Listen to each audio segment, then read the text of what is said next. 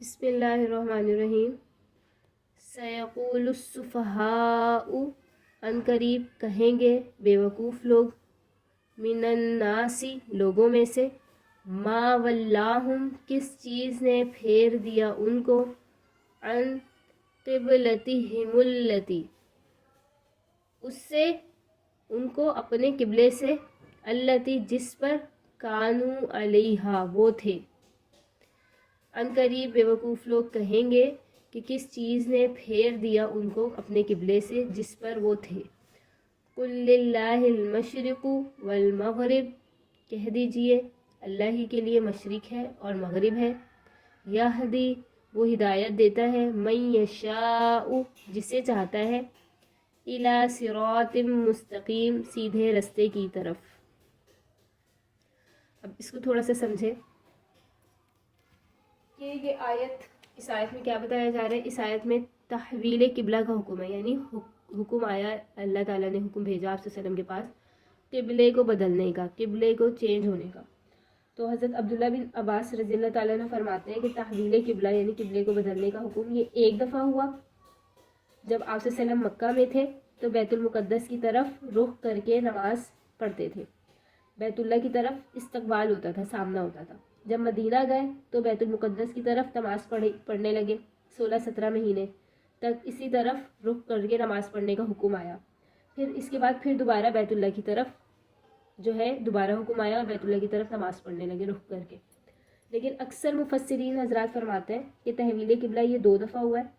آپ صلی اللہ علیہ وسلم مکہ میں تھے، بیت اللہ کی طرف نماز پڑھتے، اور جب ہجرت کر کے مدینہ سے تھوڑا پہلے، اور بعض کہتے ہیں تھوڑا سا بعد میں ہجرت کے، بیت المقدس کی طرف نماز پڑھنے کا حکم آ گیا۔ چنانچہ آپ صلی اللہ علیہ وسلم 16-17 مہینے بیت المقدس کی طرف رخ کر کے منہ کر کے نماز پڑھتے رہے۔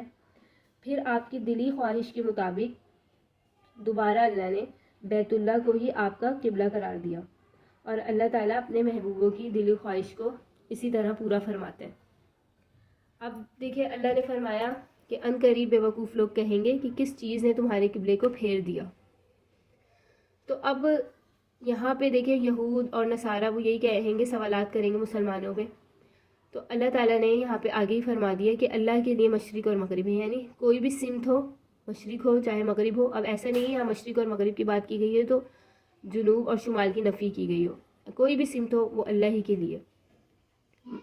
اور اب یہاں پہ جب تحویل قبلہ کا حکم آیا، آپ صلی اللہ علیہ وآلہ وسلم مدینہ میں تھے، مسجد بنی سلمہ میں ظہر کی نماز پڑھا رہے تھے، اور آپ صلی اللہ علیہ وسلم نے 2 رکعت جو ہے وہ ادا کر لی تھی، اور اسی کے درمیان نماز میں ہی وہی آئی، حکم آیا کہ آپ کا قبلہ بدل دیا گیا ہے۔ تو آپ صلی اللہ علیہ وسلم نے بیت اللہ کی طرف، بیت المقدس میں تھے کی طرف منہ کر کے نماز پڑھ رہے تھے، مسجد بنی سلمہ میں تھے مدینہ میں، تو آپ صلی اللہ علیہ وسلم نے اپنا رخ بیت اللہ کی طرف پھیر لیا، اور تمام مقتدیوں نے بھی پیچھے آپ صلی اللہ علیہ وسلم کی اقتداء کی اور اسی طرف منہ پھیر لیا۔ تو اب وہ کس نماز میں آیا حکم؟ ظہر کی نماز کا وقت تھا، بعض کہتے ہیں کہ عصر کی نماز کا وقت تھا۔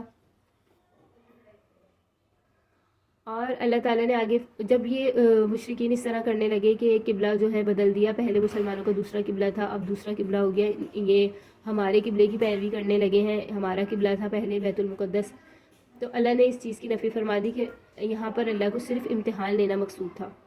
اللہ تعالیٰ ہدایت دیتا ہے جسے چاہتا ہے سیدھے رستے کی طرف، یہاں پہ اللہ تعالیٰ کو صرف یہ مقصود تھا، امتحان لینا مقصود تھا۔ اور اس میں بھی بے شمار حکمتیں تھیں تحویل قبلہ میں، اور چند ایک اس کی حکمتیں یوں سمجھیں کہ لوگوں کا، اگر کچھ لوگوں کا الگ قبلہ ہو، کچھ لوگوں کا الگ قبلہ، کوئی کہیں منہ کر کے نماز پڑھے کوئی کہیں، تو یہ اس طرح سے حج میں، عمرے میں، نماز میں، تو اس طرح سے لوگوں کی مطلب عبادت میں خلل ہوگا، اور ایک طرف یکسو ہو کر وہ اس میں افراتفری پیدا ہوگی۔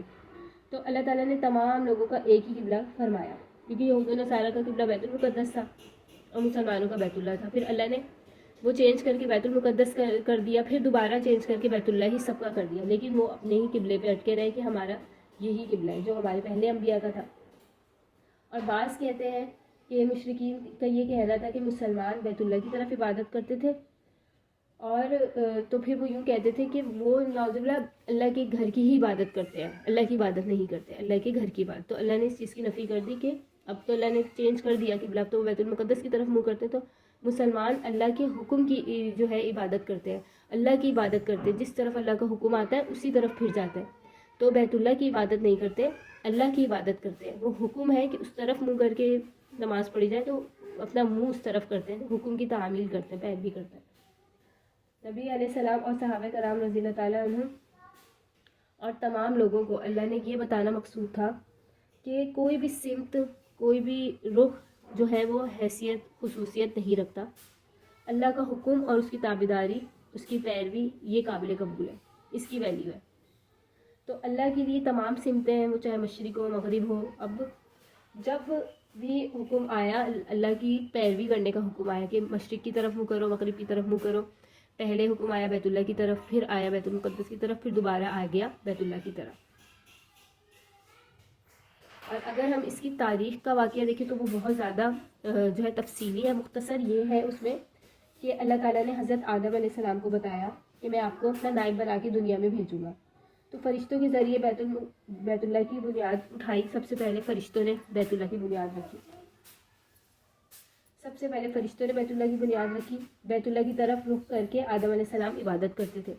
حضرت نوح علیہ السلام کے دور میں جب طوفان آئے، یہ بھی واقعہ آپ سورہ نوح میں بھی اور اس کے علاوہ بھی پڑھیں گے، جب طوفان آیا جس میں پوری دنیا غرق ہو گئی اور کعبہ بھی منہدم ہو گیا، تو پھر اس کے بعد حضرت ابراہیم اور اسماعیل علیہ السلام انہوں نے بیت اللہ کی جو ہے تعمیر کی. ان کو حکم آیا، انہوں نے تعمیر کی.